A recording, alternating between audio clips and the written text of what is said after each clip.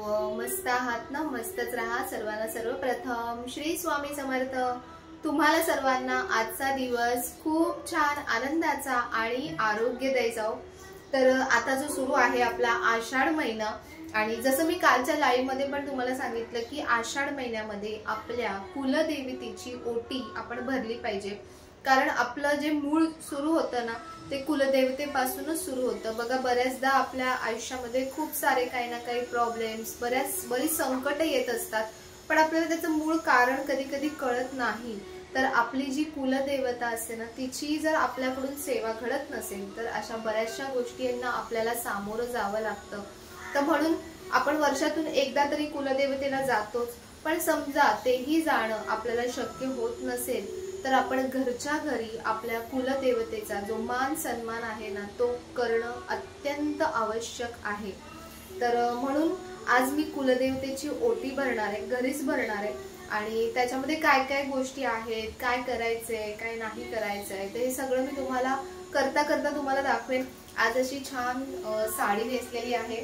तर ही जी साडी आहे ना, ही मी ऑनलाईन मागवली होती आणि जवळपास दीड वर्ष झालं। मला अशा प्लेन आणि सिंपल साड्या खूप जास्त आवडतात आणि त्यावर हे छान असं खणाचं ब्लाऊज घातलंय।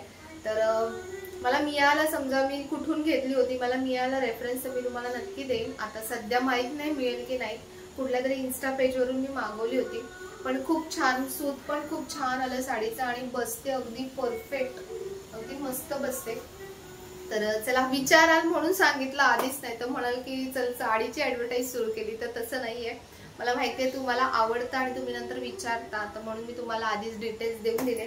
तर चला, पहिले मी आता ओटीची आणि याची तयारी करते। तर कुलदेवीची ओटी तर मला भरायची आहे, पण त्याचसोबत मी पंचारती सुद्धा तयार करून ठेवते, कारण देवीची पूजा करताना ना अशी खूप छान सागर संगीत पूजा झाली ना की आणखीन छान वाटतं। तर पंचारतीमध्ये मी ना जे वाती आहेत त्या छोट्या वाती घालते, नेहमी अशा गोल वाती घालते ना तर ते पूर्ण अशा जळतात। मग त्याच्यामुळे ज्या आपल्या नेहमी म्हणजे दिव्यामध्ये ज्या आपण वात घालतो ना, तर तशा सरळ वाती मी घालते छोट्या छोट्या, आणि त्याच्यामध्ये तूप घालणार आहे, तुपाचीच पंचारती लावायची। पण हे तूप आहे ना आता असं गोठल्यासारखं होतं, तर तूप थोडंसं गरम करून घेते आणि त्यानंतर ते त्याच्यामध्ये घातलं की त्यात दिवेत ना खूप छान जळतात। आणि ह्यामध्ये आणखीन एक गोष्ट, देवाच्या पूजेमध्ये आपण जे तूप वापरतो ते जे तुम्ही खाण्यासाठी तूप वापरताना तेच तुम्ही पूजेसाठी सुद्धा वापरत जा। आपल्या घरामध्ये सकाळी संध्याकाळी दोन्ही वेळा आपण जेव्हा देवाकडे दिवा लावतो तेव्हा तुपाचा पण एक दिवा न विसरता नक्की लावा, कारण तुपाच्या दिव्यामधून ना खूप पॉझिटिव्ह अशा लहरी आपल्या घरामध्ये प्रवाहित होत असतात। तर आता हे दिवे व्यवस्थित तयार करून घेतले। हा जो महालक्ष्मीचा दिवा आहे, तर हा पण मला प्रचंड आवडतो, आणि मी आता सध्या जो तुपाचा दिवा लावते ना रोजसाठी, तर तो ह्याच दिव्यामध्ये लावते आणि तो पण तयार करून ठेवला आहे। त्यानंतर देवीला मला कुंकुमार्चनसुद्धा करायचं आहे, कारण पौर्णिमेला ना खूप साऱ्या सेवा असतात, तर एकदम सगळं होत नाही, कारण आपण श्रीयंत्रावर कुंकुमार्चन करतो, त्यानंतर अष्टलक्ष्मी कलश पूजन असतो, बऱ्याच गोष्टी असतात। तर त्यामुळे म्हटलं आज देवीची ओटी भरते तर अनायसे तर हेही काम, म्हणजे ही गोष्ट त्याच्यासोबत होऊन जाईल। तर हे जे मी दादांकडून कुंकू मागवलं ना, बाप्पा मोरिया दादांकडून, तर अगदी मस्त असं कुंकू आहे, तुम्ही नक्की अगदी डोळे बंद करून घेऊ शकता। आधी जे कुंकू मी म्हणजे वापरत होती ना, त्याने माझ्या स्किनवरती थोडंसं असं डाग तयार झाले होते, तर म्हणून मी त्यांना रिक्वेस्ट केली होती की समजा चांगलं कुंकू आणि हळद मिळत असेल तर मला नक्की सांगा, आणि छान आहे। तर बघा, ही मी साडी देवीसाठी आणली आहे आणि अगदी सुती आणि अगदी सॉफ्ट अशी ही साडी आहे, मस्त, आणि ही मीच नेसणार आहे म्हणून मी अशी साडी मागवली, आणि छान कलरसुद्धा त्याचा खूप सुंदर आहे साडीचा। तर तुम्हाला साडी जमत नसेल, तुम्ही अगदी ब्लाऊज पीसने जरी देवीची ओटी भरलीत खणाने तरीही चालते, असं नाही आहे की साडी वगैरे ह्या सगळ्याच गोष्टी हव्या आहेत। आपली जशी म्हणतात ना की कॅपॅसिटी असेल त्याच्यानुसार आपण देवाचं सगळ्या गोष्टी करायच्या असतात। तुम्हाला जर खूप देव भरभरून देतोय, चांगलं आहे तुमची परिस्थिती, तर तुम्ही नक्कीच देवासाठी जितकं चांगलं जमेल तितकं चांगलं देण्याचा देवाला सुद्धा प्रयत्न करा। आणि आता हे ना म्हणजे ह्याच्यामध्ये एक महत्त्वाची गोष्ट असते, ती म्हणजे की तांबूल, देवीला तांबूल दिलं जातं, पण ते तांबूल कसं बनवायचं ना ते मला बनवता येत नाही, पण तरी मी त्यातल्या त्यात बनवण्याचा प्रयत्न केला आहे। आणि त्याला लवंग लावतात आतमध्ये चुना पण लावतात, पण चुना नव्हता माझ्याकडे, तर सध्या जे अवेलेबल आहे त्याच्यामध्ये मी ओटी भरणार आहे. आणि गहू घेतलेत. आमच्याकडे ह्या भागामध्ये म्हणजे सासरकडे ना गहू जास्त वापरले जातात. ओटीमध्ये सुद्धा गव्हाचा समावेश केला जातो. तर त्याच्यानुसार जी आपली पद्धत असेल त्याच्यानुसार आपण ओटी काढायची आहे. आणि बांगड्या आणल्या होत्या मी शृंगारासाठी. तर अशी माझी ओटीची तयारी झालेली आहे. तर असं ओटीचं सगळं रेडी केलंय बघा. मी साडी घेतली. ही साडी मी तुम्हाला सांगेन कुठल्या ताईंकडून घेतली आहे. खूप छान आहे, खूप सुती आहे. ज्यांना सिंपल अशा साड्या आवडतात ऑफिससाठी वगैरे, सुती साडी आहे. तुम्ही देवीला साडी नेसवताना सुती किंवा रेशमी साडी जी असते ना तीच नेसवत जा. त्याच्यामध्ये जास्त प्रमाणात ज्या लहरी असतात ना त्या प्रवाहित होत असतात आणि आपल्यापर्यंत पोहोचत असतात. तर ही जी साडी मी घेतली आहे ही साडी मीच नेसणार आहे, म्हणून मी ही साडी देवीसाठी ठेवली आहे. ब्लाऊज ठेवलाय म्हणजे खण. त्यानंतर नारळ घेतलाय. आमच्याकडे गहू घेतले जातात ओटीमध्ये, तांदूळ नाही घेतले जात या भागामध्ये, तर म्हणून मी गहू घेतले. जी आपली पारंपरिक पद्धत आहे, तुमच्याकडे जी पद्धत असेल त्या पद्धतीनुसारच तुम्ही या गोष्टी करा. त्यानंतर तांबूल घेतलाय. याच्यामध्ये फक्त चुना नाही लावलाय पण तसं तांबूल सारखं बनवलंय. आणि बांगड्या घेतल्यात शृंगारासाठी. दुसरं जे सगळं अजून तुम्ही याच्यामध्ये करणफणी, अक्रोड, हळकुंड, बदाम वगैरे असं सगळं घेतलं जातं, पण ते नंतर मग असंच राहतं, पडून राहतं किंवा पाण्यात सोडायला लागतं. तर त्याच्यामुळे मी ते घेतलं नाहीये. फक्त अगदी अशी जी साधी एक ओटी आहे देवीची ती मी घेतली आहे. आणि ह्याच्यामध्ये तुम्हाला जमत असेल तर तुम्ही दक्षिणा ठेवा, 11 रुपये दक्षिणा ठेवा, ती पण मी ठेवणार आहे. आणि आता देवीची ओटी भरून घेते. चला. तर आज शुक्रवार आहे, तर मग महालक्ष्मी आईची सुद्धा ज्या पण काही सेवा असतात ना तर त्या शुक्रवारच्या करा बघा. खूप लाभदायक ठरतात आणि तुमच्या घरातलं जे वातावरण आहे ना ते आणखीन प्रसन्न असं होऊन जाईल. तर बऱ्याच जणांना ना त्यांची कुलदेवी काय आहे, कोण आहे हे माहिती नसतं.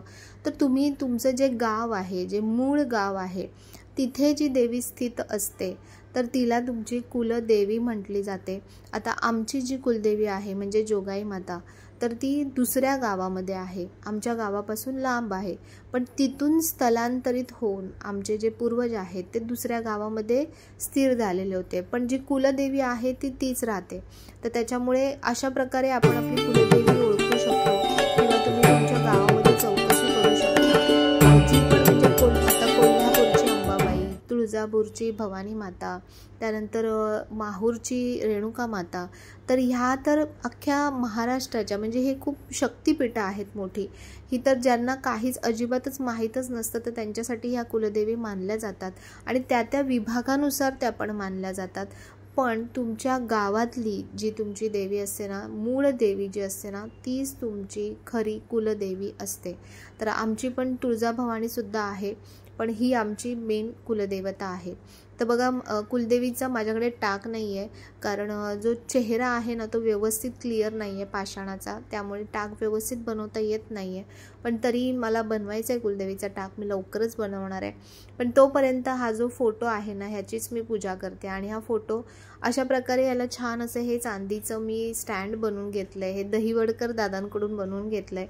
आणि मस्त त्याच्यामध्ये फोटो बघा असा काढता येतो, व्यवस्थित स्वच्छ करता येतो आणि त्यानंतर त्याच्यामध्ये व्यवस्थित फोटो ठेवता येतो. तर चला आता मी देवीला पहिले कुंकुमार्चन करून घेते आणि त्यानंतर मग देवीची ओटी भरणार आहे.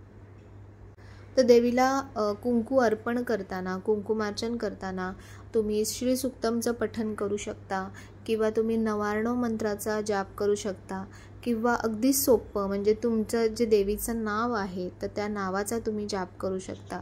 म्हणजे आता माझ्या देवीचं नाव जोगाई माता आहे, तर जय जोगाई माता, जय जोगाई माता, अशा प्रकारे आपण आपल्या कुलदेवीच्या नावाचं नामस्मरण करू शकतो. देवीला वाहिलेलं हे जे कुंकू आहे ना हे एका डब्बीमध्ये भरून ठेवायचं आणि रोज तुम्ही हे कुंकू लावायचं आणि घरातल्या सगळ्यांनी हे कुंकू लावायचं रोज, म्हणजे कुठल्याही कामासाठी बाहेर निघण्याच्या आधी. त्यानंतर हे बघा, मला ना आता ममता जोशी ताई आहे ना तिने हे नवीन एक पाठवलं आहे, ते म्हणजे असं छान कमळ बनवून पाठवलं आणि खूप सुंदर आहे. एरवी कसं जे गुलाबी लाल असे रंग होते ना, पण हा तिने खूप मला आवडला असा हा पिवळा रंगाचं कमळ बनवून पाठवलं आहे. त्याला खाली अशा प्रकारे एक पट्टी आहे जी स्टँडचं काम करते. ती पट्टी खाली लावली ना की ज्या पाकळ्या आहेत त्या अशा छान वरती उभ्या राहतात. तर मी ते लावून बघत होती, पण ह्यात मला एक प्रॉब्लेम येणार होता, तो म्हणजे की देवीचा फोटो जो आहे खालचा पोर्शन तो मोठा आहे, तर त्याच्यामुळे जर स्टँड लावलं तर फोटो त्यात बसला नसता. तर म्हणून मी तो असाच ठेवला स्टँड. आणि आता बघा मी तुम्हाला दाखवते की ते कसं दिसतंय. खूप सुंदर दिसतंय. आपल्या जेव्हा आता पुढे मार्गशीर्षच्या पण पूजा येणार आहेत ना, त्याच्यामध्ये सुद्धा हे खूप सुंदर दिसेल. ह्याच्यामध्ये जर आपण देवींना बसवलं तर खूप छान दिसेल. खाली त्याला मस्त असा एक बेस दिला आहे हिरव्या रंगाचा आणि त्याच्यावरती पिवळ्या रंगाच्या पाकळ्या केलेल्या आहेत. खूप सुंदर बनवलं आहे, खूप छान, मला खूप आवडलं. आणि आता देवीला एका साईडला ही ओटी ठेवून देते. पहिले देवीला हळदी कुंकू पहिले लावून घ्यायचं, त्यानंतर देवीची साग्रसंगीत ओटी भरायची. खूप छान वाटतं. घरातलं जे वातावरण आहे ना ते इतकं प्रसन्न होऊन जातं ना. म्हणजे आपले कुलदैवत आपल्यासाठी, आपले जसे आईवडील असतात ना तसेच आपले कुलदैवत असतात. ते आपल्या संपूर्ण कुळाचा उद्धार करत असतात. ते नेहमी आपल्या प्रत्येक सुखदुःखामध्ये आपल्यासोबत असतात. असं म्हटलं जातं की म्हणजे आपले जे कुलदैवत असतात ना त्यांच्यापासूनच आपल्या कुळाचं म्हणजे सुरुवात जी असते ना ती त्यांच्यापासूनच होत असते.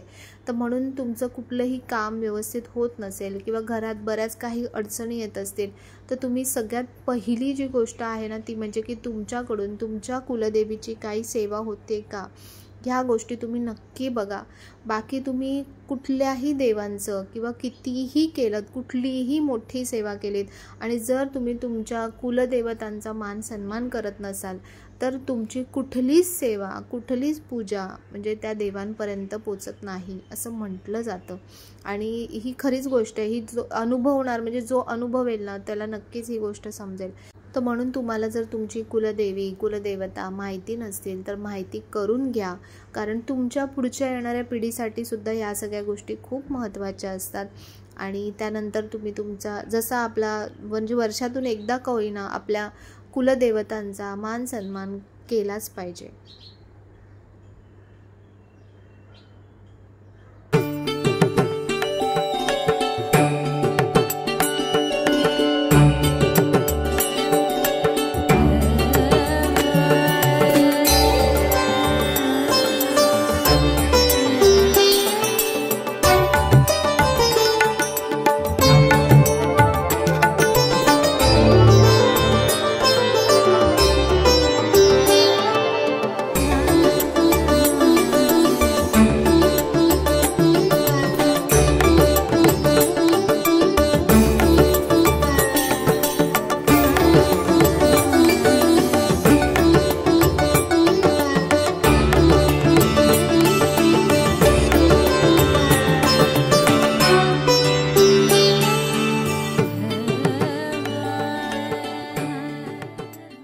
देवींची कुठलीही पूजा असली म्हणजे कापूर आणि धूप हे तर आलंच.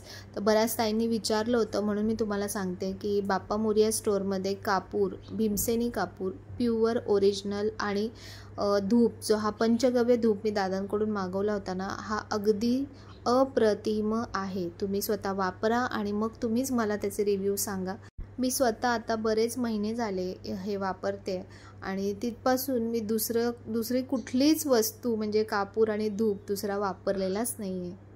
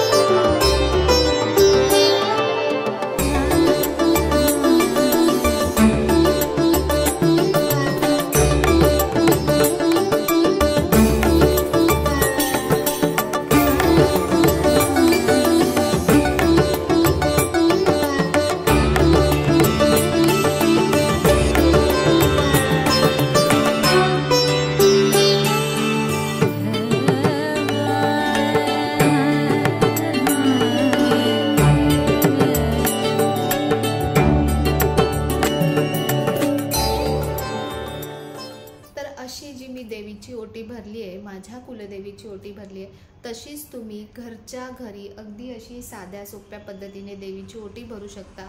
आता ही जी ओटी भरली आहे तर तुम्हाला जमत असेल, तुमचं जाण्याचा प्रोग्राम असेल तर तुम्ही ही ओटी देवीला नेऊन तिथे सुद्धा देवीला चढवू शकता, किंवा तुम्ही एखाद्या स्त्रीला बोलवून तिची ओटी भरू शकता।